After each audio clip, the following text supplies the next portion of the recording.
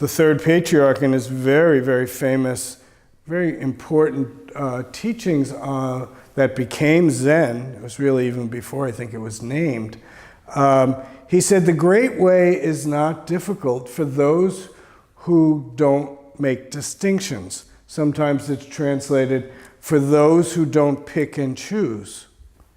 So that is a non-dual view.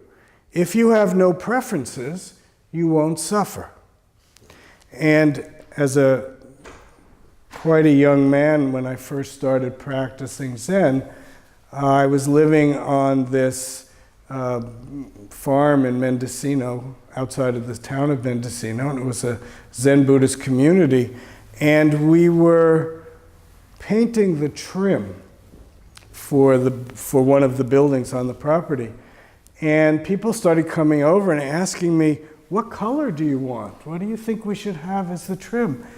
And I looked at them and I said, why would you care? One color is just as good as another. And at the time, I really did believe that. And when I look back, it was probably because I was afraid of my own preferences. And I did get some relief with the sense that if I don't attach to a preference, there's freedom. And there's honestly quite a bit of truth in there. I think for all of us, if we're honest with our lives and we look at the places that we get hooked, it's because we prefer something other than what is occurring in the moment. So there really is a very basic truth to that teaching. If we don't care, no problem. But if we don't care, we're also like a rock or a stone. No feelings, no opinions. And so in Zen practice, we cut this knot by looking at it in terms of attachment rather than preference. If it's your home and you're painting the trim, you have to pick something. And to be afraid to step forward and declare oneself can also be a kind of attachment, a kind of getting lost in a philosophical view. So we really have to, there's no real comfortable place to stand.